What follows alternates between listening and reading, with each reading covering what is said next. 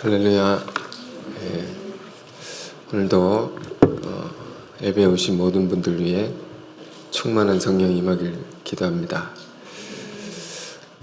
오늘 하나님 말씀은 데살로니가 전서 5장 말씀을 함께 보도록 하겠습니다. 5장 14절에서 22절까지의 말씀입니다. 5장 14절에서 22절의 말씀, 저와 여러분이 한 절씩 교독하겠습니다. 또 형제들아, 너희를 권면하노니 게으른 자들을 권계하며 마음이 약한 자들 격려하고 힘이 없는 자들 붙들어주며 모든 사람에게 오래 참으라.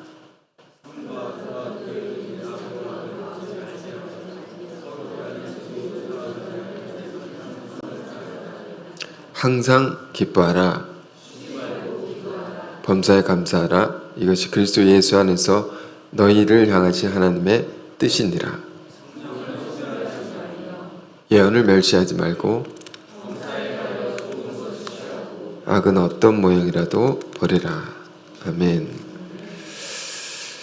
성령을 소멸하지 말며, 이런 제목 삼아서 하나님 말씀 나누겠습니다. 우리가 오순절을 보내고 첫째 주일을 첫 번째 맞는 주일 예배를 드립니다. 오늘 말씀은 데살로니가의 교우들에게 보내는 사도 바울의 편지의 내용인데요. 설교 제목을 19절 삼았습니다. 성령을 소멸하지 말며. 성령을 소멸하지 말라는 게 무슨 뜻일까요? 성경을 보면 성령은 그 상징이 불입니다. 소멸한다는 것은 영어로 불을 끄는 것입니다.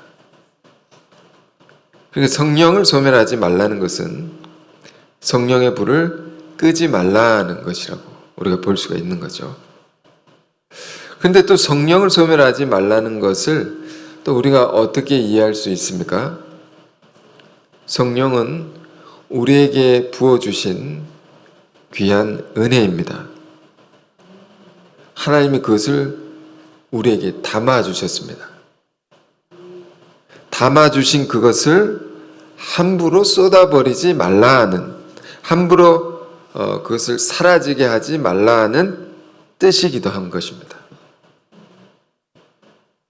그러면 그렇게 성령을 소멸하지 않게 할 수 있는 그 길은 무엇인가? 여러분, 우리가 각종 집회를 통해, 예배를 통해, 또 기도회를 통해 성령을 받습니다. 모임 가운데 성령이 임하십니다. 주 예수의 이름으로 두세 명이 모인 가운데서도 성령이 임하는데, 많은 사람이 모인 곳에는 더 큰 성령이 임합니다. 그 성령을 받는데 그렇게도 받고, 여러분 성경을 읽다가도 성령을 받을 수 있고요. 심지어는 물론 기도하면서 성령을 받을 수 있고, 심지어는 길을 가다가 성령을 받을 수도 있습니다. 어떤 사람은 길을 가다가 산을 보고 성령을 받았다고 합니다. 산이 왜 저기 있지? 어떻게 저기 있을 수 있지? 그러니까 하나님이 아니고서는 산이 저기 있을 수 없다. 뭐 이렇게 갑자기 하나님의 존재를 깨달으면서 성령을 받을 수 있습니다. 이처럼 성령은 온갖 통로로 우리에게 임할 수 있습니다. 또 임하고 있는 것입니다. 그런데 지금 오늘 본문의 사도가 성령을 소멸하지 말라고 말하는 것은 우리가 그렇게 받은 성령이 이미 있다는 것입니다. 예수 믿는 자들은 없지 않습니다. 우리가 이것을 기억해야 됩니다.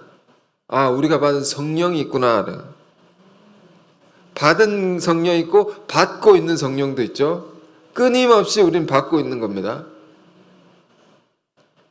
이미 우리 안에 가득 있다. 그런데 문제는 뭐냐?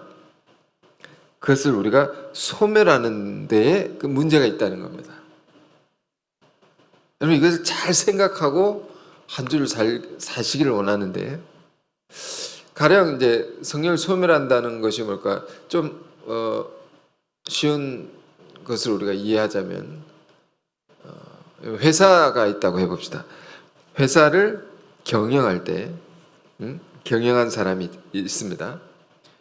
그 회사에 경영을 한다는 것은 수입과 지출을 이제 관리하는 것이 중요한 일이죠. 그 관리를 할 때 돈이 어디로 빠져나가는지 모르고 엉뚱한 곳으로 우리말로 돈이 줄줄 샌다. 그 회사는 어떻게 되겠습니까? 결코 발전할 수 없는 겁니다. 우리 신앙도 똑같습니다. 받기만 하고 함부로 그거 잃어버리면, 쏟아버리면 우리 신앙이 성장할 수 없겠죠. 힘을 얻어서 하나님의 사명을 감당할 수 없겠죠. 똑같은 원리인 것입니다. 자, 우리가 로마서를 보면, 그러니까 성령을 소멸하느냐 하지 않느냐, 이 문제는 로마서를 보면 이 성화에 관한 주제입니다. 로마서 보면 1장에서 우리 늘 얘기하지만 로마서 8장까지가 구원에 관한 가르침인데 1장에서 4장이 칭의, 죄인의 의롭다 하심,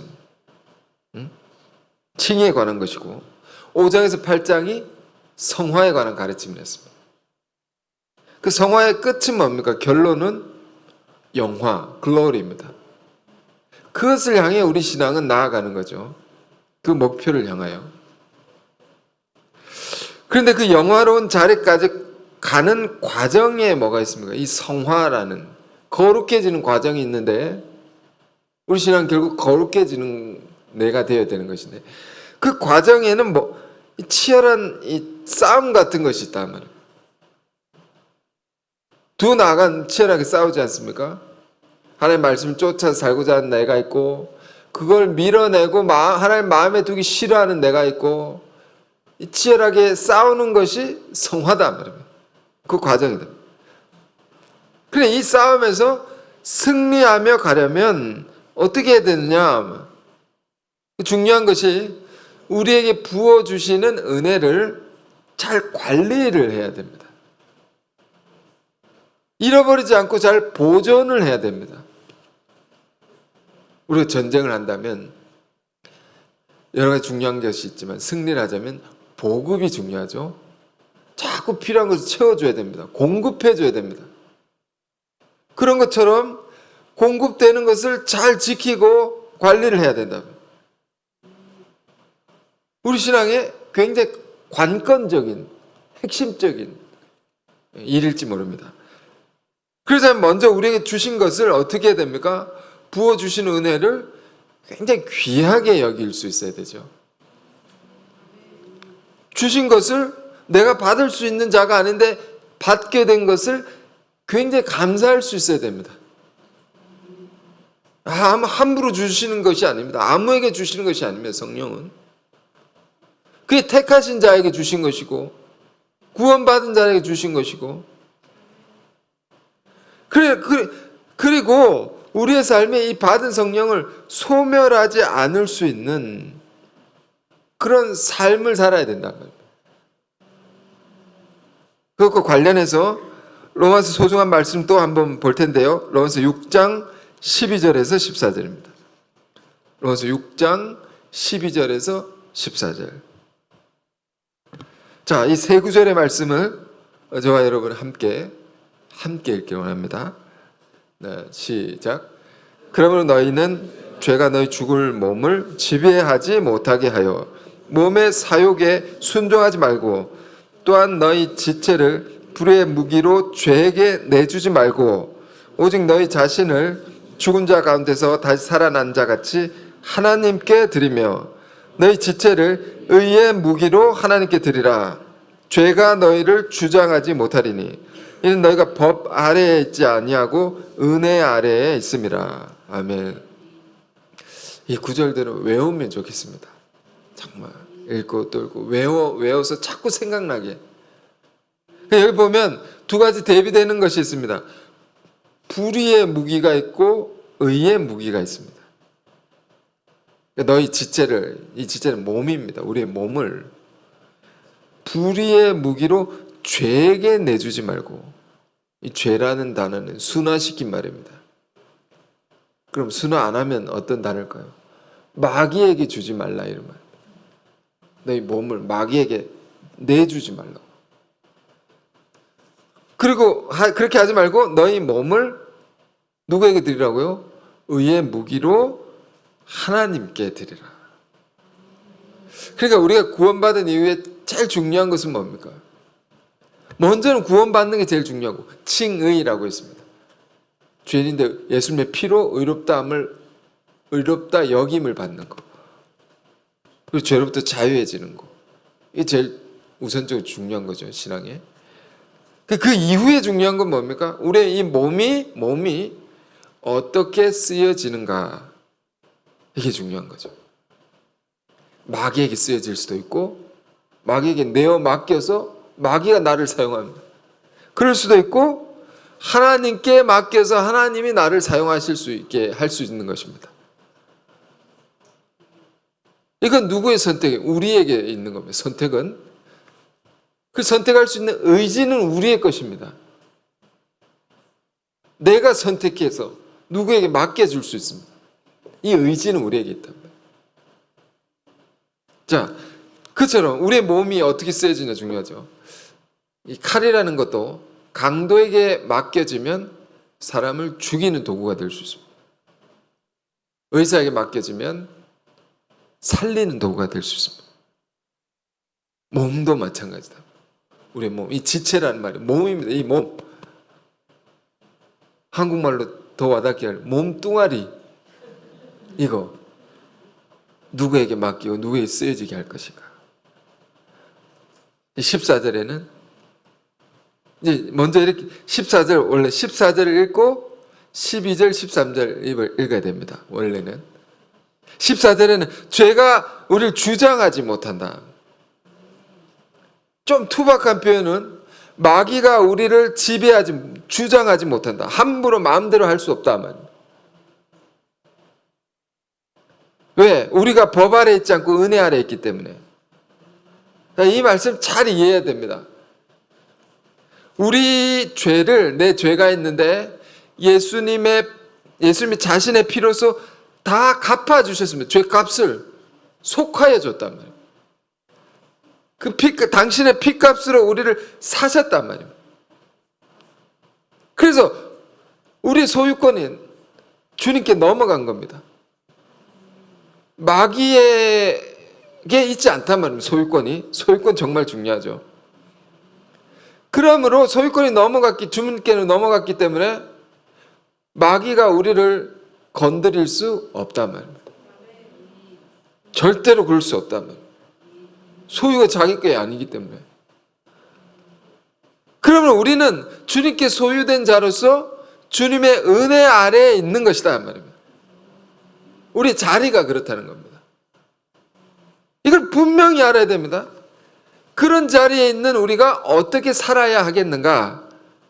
우리의 몸뚱아리가 어떻게 쓰여지게 하겠는가 말입니다. 이거 우리의 선택이고 우리의 의지인 겁니다. 잘 생각하고 우리가 선택해야 된다. 의지를 가지고 선택해야 된다는 겁니다. 여기 무기라는 단어가 나왔는데, 물론 영어로는 instrument는 도구라는 뜻인데, 제 한국말로는 무기, 이제 전쟁에 쓰는 도구죠. 전투적인 단어로 번역을 했습니다. 전쟁 용어입니다. 성화의 과정이라는 것은 전쟁과도 같단 말이에요. 우리가 그냥 살아가는 것 같지만 그냥이 아닙니다. 지기도 하고 이기기도 하는 겁니다. 이게 굉장히 치열한 전쟁입니다. 죄와의 싸움이 이런 전쟁이다 말입니다. 이 치열한 전쟁인데 내버려 두면 누가 가져갑니까? 마귀가 이렇게 도구로 쓴단 말입니다. 그래 내버려 두면 안 되죠. 결코 여러분 이 죄와의 싸움을 가볍게 여겨서는 안 되는 겁니다. 진지하게 생각하고 진지하게 접근해야 됩니다. 우리의 주신 귀한 은혜가 있을 때 그러니까 잘 보존해야 되죠. 아, 이거 잃어버리면 큰일 난다. 옛날에 우리 신앙의 훈련을 받은 신앙의 선배분들은 어떻게 이해를 하냐면 은혜를 받는 것은 접시에다가 물을 얹어가지고 물을 접시는 평평하죠. 그걸 머리에 이고 사는 것과 같다라고 했어요. 그렇게 배우셨습니다. 막 경고만동하면 어떻게 됩니까? 다 쏟아버린다. 함부로 살면. 그 정도로 은혜를 귀하게 여겼다는 거죠. 귀하게 여겨야 된단 말이에요. 그러니까 받은 것을 굉장히 소중히 여길 뿐 아니라 그럼 어떻게 됩니까? 귀하게 여긴다는 것은 그 은혜를 쏟아버리지 않도록 보지 말아야 할 것을 보지 말고 가지 말아야 할 곳에 가지 말아야 된다. 요즘에는 인터넷으로도 돌아다닐 수 있습니다. 가지 말아야 할 곳이 있죠. 인터넷 주소가 있어요. 그 주소를 찾아 들어가면 안 됩니다. 보지 말아야 할 거 봐서는 안 됩니다. 해로운 것을 하면 안 돼요. 뒤에도 보면 좋은 것만 취하라고 있습니다. 나쁜 것 취하지 말라 말이에요. 그러니까 하지 않고 보지 않고 이런 것들, 이건 뭡니까? 우리가 하나님 주신 은혜를 소멸하지 않을 수 있는 소극적인 방법이죠. 그래서 이것도 중요합니다. 피하는 것, 가지 않고 하는 피하는 것. 유혹은 여러분 상대에서 싸우는 게 아닙니다. 유혹은 피해야 되는 겁니다. 오늘 본문 22절에도 악은 그 모든 모양이라도 버리라. 영어에는 또 이렇게 번역했습니다. avoid, 피하라라고. 악한 것은 피해야 된다. 보지 말고, 볼 수 있는 걸 피해서 보지 말고 가야 할 곳을 가지 말라 말이에요. 먼저는 이렇게 잘 지켜야 됩니다. 눈과 우리의 마음과 우리의 몸을. 그런데 그것만으로 충분하지 않죠. 이 적극적인 방법은 있습니다. 적극적인 것은 열심히 보라 말이에요. 열심히 가라 하는 겁니다. 뭘 열심히 봐야 됩니까? 주의 생명의 말씀을 우리는 살리는 거기 때문에 주의 말씀을 열심히 보라. 이 적극적인 겁니다. 가는 거 어디로 가야 됩니까? 말씀이 선포된 주의 은혜가 있는 곳, 부어지는 곳, 그런 예배와 기도회와 집회에 가라. 그 모임에 가라 말이에요. 은혜가 부어지는 현장으로 가라 말이에요. 그래야 받은 귀한 것을 잘 지킬 수 있다는 겁니다. 그러니까 우리 신앙의 관건은 이런 것입니다. 은혜를 잘 받는 것 중요하지만 어쩌면 더 중요한 것은 받은 넘치는 은혜를 어떻게 이렇게 쏟지 않을 수 있는가, 잘 관리를 할 수 있는가. 이 생활적인 겁니다. 삶의 습관에 관한 것입니다. 매일의 삶이 우리를 이 말씀에 비추어 자기를 돌아볼 수 있기를 원하는데요.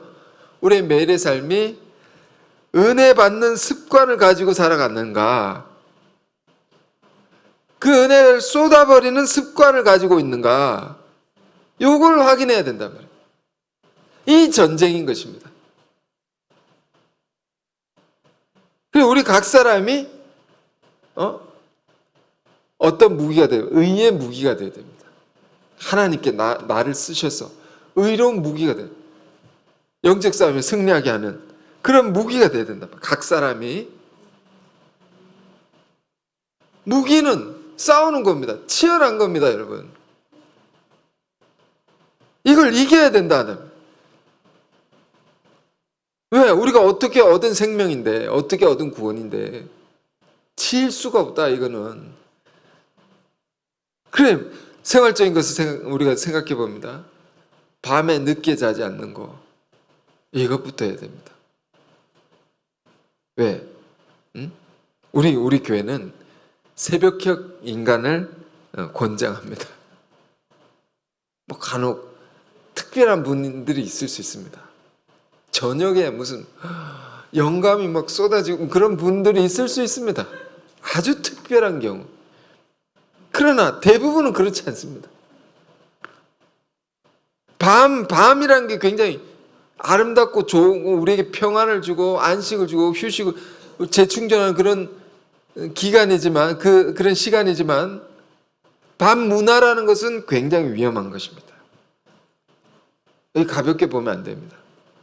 죄는 대부분 밤에 짓습니다. 새벽에 일어나서 아침에 전기를 마시면서 죄를 지은 사람, 그런 사람 있을 수 있지만 어렵습니다. 죄 짓기 어렵습니다. 밤에 대부분 짓습니다. 마귀의 유혹은 밤에 많습니다. 그래서 이런 면에서 죄를 짓게 만드는 빌미를 조금 더 주면 안 되는 겁니다. 마귀는요, 성경에서 뱀으로 상징됩니다. 뱀은 또 지혜의 상징이지만 마귀는 뱀과 같단 말입니다.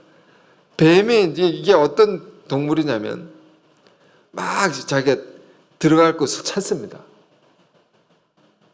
조금만 틈이 있으면 비집고 들어가서 자기 일을 하는 거죠. 조금만 틈만 있어도 비집고 들어갑니다. 틈을 주면 안 됩니다, 우리가. 조금 더. 그래서 이제 악이란 것, 마귀가 틈탈 수 있는 걸 조금 더 이렇게 내어주지 말고 다 버려야 된다라는 거예요. 죄 지을 만한 길 두지 말아야 됩니다. 철저히 찾아야 됩니다. 컴퓨터에도요, 스마트폰에도요, 죄 지을 수 있는 거 조금 더 남겨두지 말라는 이런 말입니다. 키면 쉽게 들어갈 수 있는 그런 길을 만들어 놓지 말라 말이에요. 아예 철저히 버려야 된다. 왜? 그것이 나를 해롭게 하는 거니까, 죽이는 거니까. 그리고 밤문화 조심해야 돼. 그리고 새벽에 일찍 깨어나는 거, 이거 쉽지 않죠. 그러나 훈련해야 됩니다. 스님들도요, 새벽 3시에 일어납니다. 산에 오를 때마다. 그 새벽의 정기. 그 스님들도 맛보면서 막 이렇게 살아가는데, 우리 믿는 자들에게서야 새벽에 부어주신 주님의 한량없는 은혜가 있습니다. 그 일찍 자야지 일찍 일어날 수 있죠. 그리고 이게 잘 안 돼도 노력해 하시길 원합니다. 새벽에 깨워서 뭘 해야 됩니까? 성경이 말하는 새벽에 우리가 할 일은 진리를 묵상하는 거예요. 광야 이스라엘 백성들이 새벽에 만나를 열심히 거두어서 먹는 거죠. 저녁에는 메추라기. 그러니까 진리와 신령입니다. 새벽에는 이렇게 인간이 이렇게 살아가도록 성경이 가르쳐 주었습니다. 새벽에는 하나님의 말씀을 계속 묵상해야 된답니다. 그것으로 묵상하고 또 기도하고 하루를 딱 시작해야 되죠. 그리고 뭐 더 할 수 있다면 간단한 산책도 좋고 운동도 좋지만 이런 것이 매일의 습관이 되어야 합니다. 아주 기본적인 거죠. 그런데도 우리가 이 기본적인 것이 쉽게 무너집니다. 그래서 큰 것을 잃어버립니다. 이거 가볍게 여길 때가 너무 많습니다. 그러나 이건 전쟁이라고 했습니다. 우리 삶에 이걸 철저히 바꾸지 않고 내버려 두면 안 됩니다. 내버려 두면 어떻게 될까요? 에베소 4장 이런 말씀이 있습니다. 내버려 두면 이렇게 된다. 여러분 보십시오. 4장 19절 보십시오. 제가 이 말씀 보고 정신이 바짝 차려지던데, 19절, 그들이 감각 없는 자가 되어 자신을 방탕에 방임하여 모든 더러운 것을 욕심으로 행하되.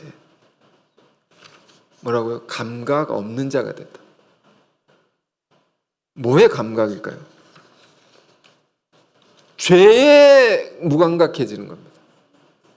또 하나님이 살아있는 성령의 역사에 그것도 받지를 못합니다. 무감각해져서. 영적인 면에서 감각을 잃어버려요. 그러면 어떻게 됩니까? 죄를 쉽게 짓게 되고 쉽게 더러운 곳에 몸을 맡기게 됩니다. 그 위에 구절도 보실까요? 17절부터 봐야 됩니다. 에베소 4장 17절 보십시오.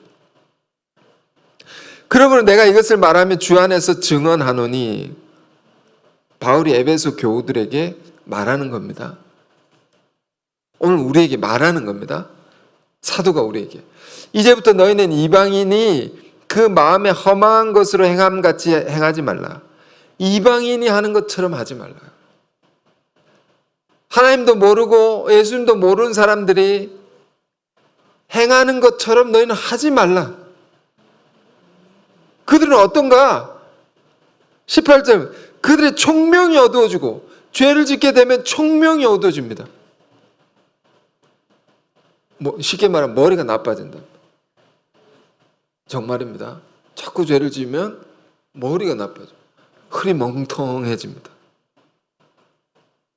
계속 그러면서 죄를 짓고 살면 치매도 빨리 옵니다. 여러분, 이거 정말입니다. 바보 같아진단 말이에요, 사람이. 그렇게 똑똑한 사람도 죄를 지면, 내버려두면 총명이 어두워지고, 또 뭐냐면 그들 가운데 있는 무지함과 그들 마음이 굳어짐으로 말미암아 하나님의 생명에서 떠나 있도다. 마음이 굳어진다고. 이게 굉장히 위험한 상태입니다. 에스겔서에는요, 뭐라고 말하면, 하나님의 영을 받으면 내가 새 영을 부어주리니 너희 굳은 마음을 제하고 부드러운 마음을 너에게 줄 것이며, 부드러운 마음을, 살아있는 겁니다. 감각이, 은혜를 잘 받고요. 은혜를 잘 받습니다. 살아있는 겁니다. 근데 굳은 마음이라는 것은 죄를 반복적으로 짓고 살게 되면 마음이 이렇게 굳어져서, 이 표현, 하나님의 생명에서 떠나 있게 된다고. 하나님의 생명에서 멀어져요. 은혜를 전혀 못 받는 겁니다. 굳은 마음이는. 말씀을 들어도 졸리기만 하고, 기도를 하면 기도가 안 됩니다. 아무리 앉아있어도 졸리고 기도가 안 되고, 은혜를 못 받으니까, 계속 그런 상태니까 신앙생활에 재미가 없는 겁니다. 교회 나가고 싶지 않고, 그러다가 주일 예배까지 이렇게 깨버리게 되는, 하나님의 생명에서 떠나 있도다. 이게 여러분 제일 무서운 상태입니다. 이렇게까지 가면 안 되는 겁니다. 신앙이 깨어 있으면 정말 하나님 말씀 하나하나에 은혜를 계속 받습니다. 금방 받습니다. 은혜를. 뜨거워지고 살아있고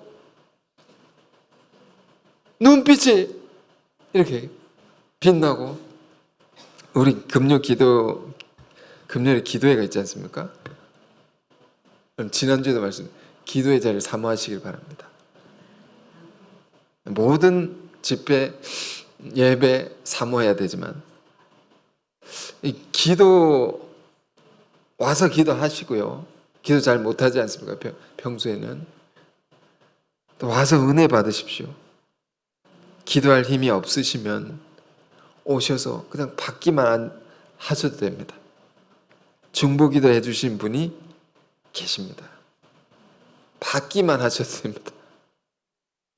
그런데 기도하신 분이, 지난주에도 말씀드렸지만 또 얘기를 합니다. 어떤 사람은 기도를 하면 막혀있다, 꽉 막혀있다. 이런 사람이 있다고. 어떤 사람은 심지어는 이 막힌 것에 더 나아간 사람이 있어요. 기도하면 찬물을 확 끼얹어 버리는 사람도 있다고. 이게 뭘까요? 확 나한테 기도하지 마라. 기도하지 말라고. 제가 이런 얘기를 듣는데 덜컥 겁이 나더라고요. 우리가 이런 상태가 되면 안 되지 않습니까? 안 된단 말입니다. 죽는 겁니다, 우리는. 하나님의 생명에서 떠나 있다고. 그러니까 여러분 절대 우리가 은혜롭지 못한 상태를 계속 내버려 두면 안 되는 겁니다. 아, 내가 위기구나 이게. 깨닫고 바꿔야 됩니다. 혼자 못 바꾸면 도움을 청하고, 그리고 말씀이 가르치는 바 훈련을 해야 됩니다. 사람은 결코 내버려 두면 좋아지지 않습니다. 무조건 나빠집니다. 죄의 습관이라는, 죄성이라는 것이 있기 때문에. 그 내버려 두면 어떻게 된다고요? 19절입니다. 그들이 감각 없는 자가 되어 무감각해져서 어떻게 자신을 방탕에 방임하여 내버려 둔단 말이에요. 모든 더러운 것을 욕심으로 행하게 된다. 그러니까 죄에 무뎌지면 사람이 더 큰 죄를 더 쉽게 짓게 된다. 그럼 어떻게 되겠습니까? 그 죄는 쌓여지게 되는 것이고 무거워지는 게 되시고, 그러다가 쿵 무너지는 거죠. 우리 다 무너지는 겁니다. 여러분, 왜 이런 말씀 오늘 보는 것인가 합니다. 참 우리의 성도분들, 지체분들 한 분 한 분 그 면면을 보면 정말 귀한 분들이고 신령한 은혜도 맛보신 분들이고 성령의 깊은 체험도 있으신 분들이고, 요즘 사람들 쓰는 용어로 레전드입니다. 레전드. 여러분은 레전드입니다. 한 분 한 분이 다 하나님 말씀도 정말 깊이 아시고 수준이 높습니다. 그런데 느끼는 것은 요즘에 금방 쏟아버린다. 잘 꺼뜨려 버립니다. 불을 받아놓고 꺼뜨려 버립니다. 금방.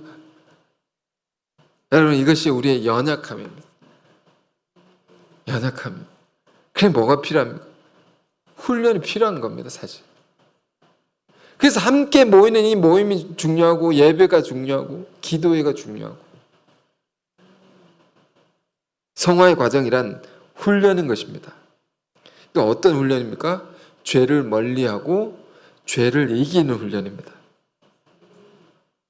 제가 지금 운전을 하면서 라디오를 듣는데 아나운서가 이런 말을 합니다. 사람이 운동이든 뭐 공부든 이것이 습관이 되려면 66일을 꾸준히 하면 된다고 이렇게 아나운서가 말합니다. 아, 66을 넘어가면 되는구나. 2달 조금 넘죠. 그러니까 하루도 빠짐없이 66일간 그것을 계속하면 그게 몸에 배인다는 겁니다. 저절로 그렇게 되는 겁니다. 몸에 배어서. 그런데 이제 성경은 뭐라고 말합니까? 사실 40일만 꾸준히 해도 된다. 40일만 꾸준히 해도 하루도 빠짐없이. 왜? 40일은 심판의 수라고 있습니다. 노아의 홍수 심판도 완전히 끝내고 새롭게 시작하죠. 40일 홍수. 그러니까 40일은 심판의 수인데요, 나쁜 것을 완전히 끊어내고 새로운 것을 이제 몸에 배이게 하는데 40일을 제대로 가면 딱 바뀌는 겁니다.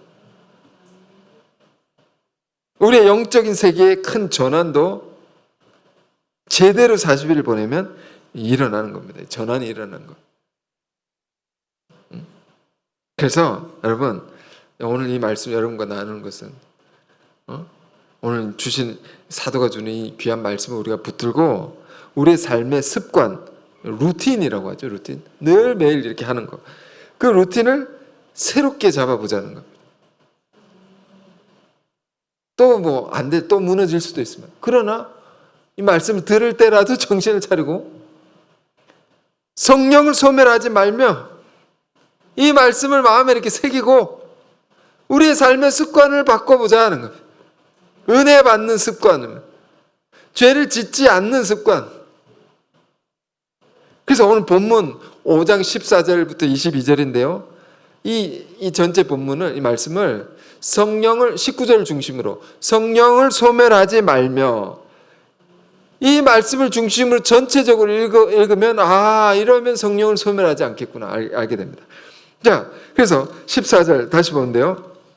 또 형제들아 너희를 권면하노니 게으른 자들 권계하며 이전에 그 한글 번역은 규모 없는 자들, 막 함부로 사는 자들을 권계하며 마음을 약한 자들을 격려하고 힘이 없는 자들 붙들어주며 모든 사람에게 오래 참으라. 그러니까 이런 사람들이 있었던 모양입니다. 생활이 다 무너져 있는 사람들, 규칙적인 것을 다 잃어버린 사람들, 그리고 죄적인 습관을 바꾸지 못하고 반복적으로 유혹에 빠지는 자들이 있었단 말입니다. 데살로니가 그 뜨거운 교회 안에도 이런 사람이 있었다. 이런 사람을 어떻게 하라는 겁니까? 왜 그랬어? 네가 그렇게 살면 안 돼. 정죄하라는 것이 아니고 권면하고 격려하고 잘 붙들어 주라고. 그리고 오래 참으라고. 왜? 여러분, 이렇게 무너져 있는 사람들, 그분 스스로도 내가 이렇게 살면 안 되는데 하고 그렇게 무너져 있는 겁니다. 스스로 괴로워하면서 이렇게 사는 겁니다. 그러니 잘 이길 수 있도록 권면하고 격려하고 잘 붙들어 주라. 그래서 잘 참아주라. 이렇게 필요한 거다. 아주 무너져 있는 사람들은. 그래서 15절, 삼가 누가 누구에게든지 악으로 악을 갚지 말게 하고 서로 대하든지 모든 사람을 대하든지 항상 선을 따르라. 자, 우리가 은혜를 늘 받는다고 했죠. 성령을 늘 받는 것인데 받고 나면 바로 은혜를 쏟게 만드는 일들이 생깁니다. 예배 때 은혜를 받고 예배당에 나서면 바로 이런 일이 생길 수 있습니다.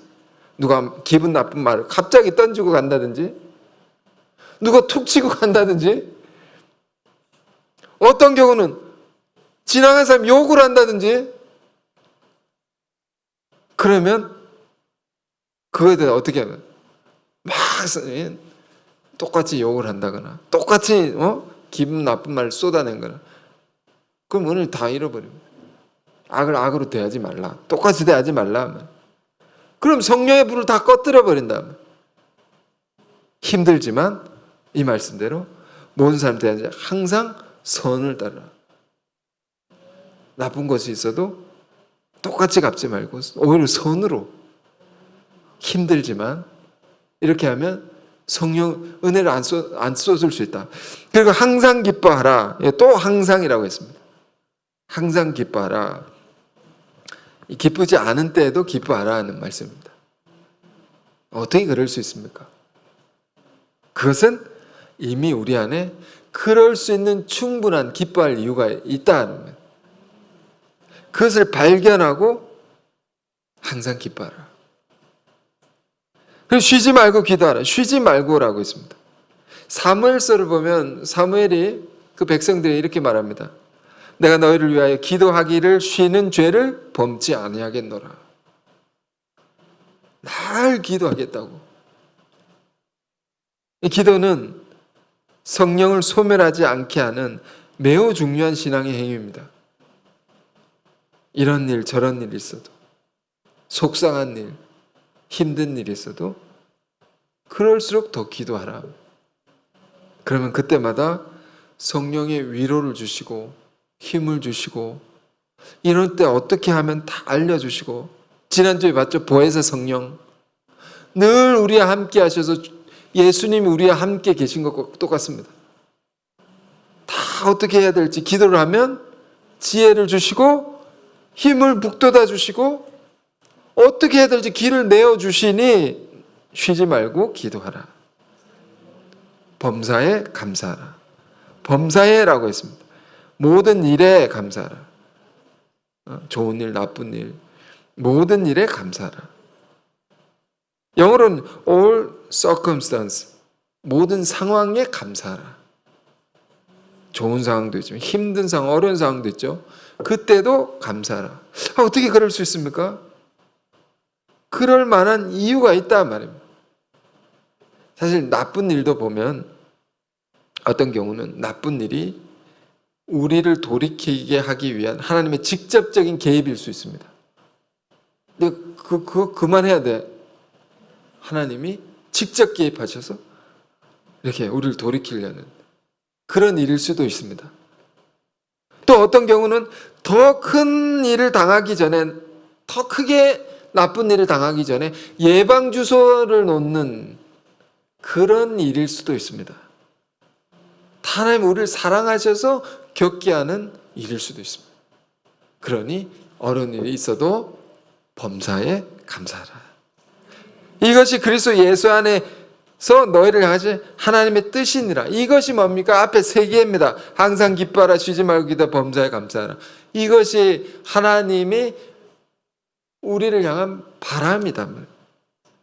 우리가 이렇게 살기를 바라신다는 겁니다. 우리를.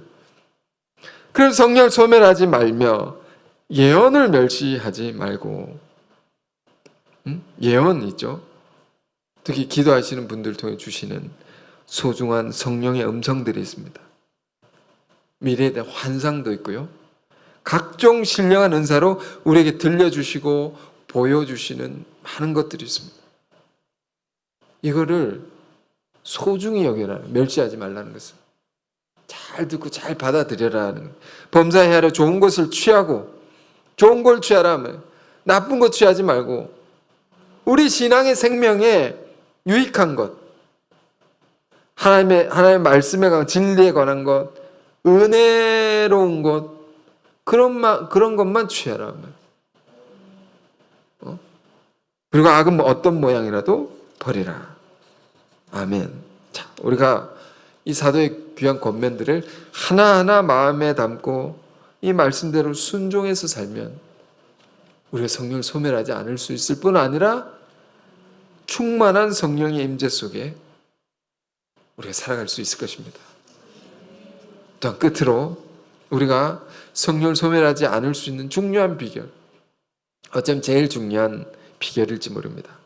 설교 서두에 제가 성령을 소멸하지 말며라는 말씀의 원뜻을 풀이했습니다. 이건 불을 끄지 말라는 것이라고 했습니다. 성령의 불을 끄지 말라. 이 말은 그 불이 꺼지지 않도록 계속 타오르게 하라. 무엇으로 그렇게 가능한 것입니까?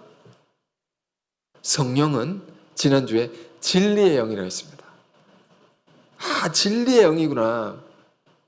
그러면 우리가 하나님의 말씀을 계속 읽고 묵상하는 것이 중요하다. 계속 아침에 일어나자마자 읽고 한 구절이라도 읽으십시오. 아무리 바쁘셔도 한 구절 못 읽습니까? 일어나자 읽고 생각날 때만 다 읽고, 그리고 묵상하고, 이게 나에게 지금 어떤 것을 주시는 건가? 오늘 내가 살 때 이것이 주시는 힘으로 내가 살아야 될 텐데 그게 뭔가? 묵상하고 계속 생각하고, 묵상은 계속 생각하는 겁니다. 시편 1편에 뭐라고 되어 있습니까? 복 있는 사람은 하나님의 말씀을 주야로 묵상하는 자로다. 밤낮으로 계속 묵상하는 자가 복이 있다. 이거를 정말 멋진 시적 표현으로 비유를 했습니다.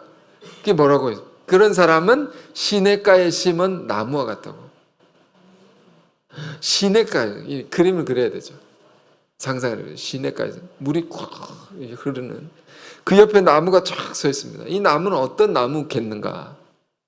계속 물의 공급을 받는, 끊임없는 공급을 받는 겁니다.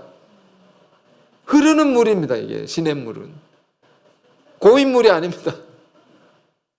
계속 새로운 물로, 새로운 공급을 받으니까 계속 어떻게 되면 이 나무는 철을 따라 열매를 맺고 그 잎사귀가 마르지 아니함과 같으니, 새파란 겁니다. 아주 이렇게, 여러분 그런 사람이 되길 바랍니다. 그래서 오순절 이후에는 여러분 오늘 이 본문의 권면과 더불어서 하나님의 말씀을 정말 가까이 하길 원합니다. 주의 말씀 즐거워해야 됩니다. 억지로 이렇게, 이건 며칠 못 갑니다. 하루도 못 갑니다. 즐거워야 돼요. 아, 이게 기쁜 거구나. 너무 좋은 거구나. 주의 말씀 즐거워하는 자로다. 우리에게는요, 이 성경을 그냥 읽으면 그 뜻이 너무 깊기 때문에 이게 좀 드라이하게, 건조하게 우리가 다가올 수 있는데, 우리는 그래서 성경을 깊이 풀어놓은 강의 집도 있지 않습니까? 풀어놓은 얼마나 깊은 말씀들이 얼마나 많습니까? 이걸 뭐 인쇄할 수도 있죠. 모바일에 이렇게 저장할 수도 있죠. 읽고 또 읽고 계속 이렇게. 그럼 우리 안에 샘솟는 은혜와 지혜가 가득 넘칠 겁니다. 그래서 성령을 소멸하는 것이 아닌 더 큰 성령을 받아서 불이 이렇게 활활 타올라서 그 힘으로 우리가 일을 하고, 그 힘으로 섬기고, 그 힘으로 많은 영혼들 주님께 인도할 수 있는 그런 저와 여러분 다 되시길 바랍니다. 기도하겠습니다. 거룩하신 주님, 죄 많은 우리를 예수님의 피로써 구원해 주시고 우리에게 늘 성령을 넘치게 부어주심을 감사합니다. 그러나 우리가 그 귀한 성령을 너무도 쉽게 소멸해 버릴 때가 얼마나 많습니까? 오 주님, 용서하여 주옵시고 성령을 소멸하지 말라는 사도의 귀한 권면을 우리의 마음에 깊이 새겨 살아가게 하옵소서. 우리의 지체를, 우리의 몸을 불의의 무기로 죄에게 내주지 말게 하시고 의의 무기로 오직 하나님께만 드려서 쓰임받게 하옵소서. 매일의 삶이 죄를 짓기에 편한 삶이 아니라 의를 행하고 선을 쌓아가기에 쉬운 그런 우리들의 삶이 되게 하옵소서. 악은 그 모양이라도 버리게 하시고 항상 기뻐하고 쉬지 말고 기도하며 범사에 감사하며 살게 하옵소서. 무엇보다 주의 말씀을, 생명의 말씀을 주야로 묵상하여 성령의 불이 우리 안에서 꺼지지 않게 하시고 늘 뜨겁게 타올라서 그 공급해 주시는 힘으로 하나님의 귀한 역사를 이루어가는 우리들이 다 되게 하옵소서. 예수 그리스도 이름으로 기도했습니다. 아멘.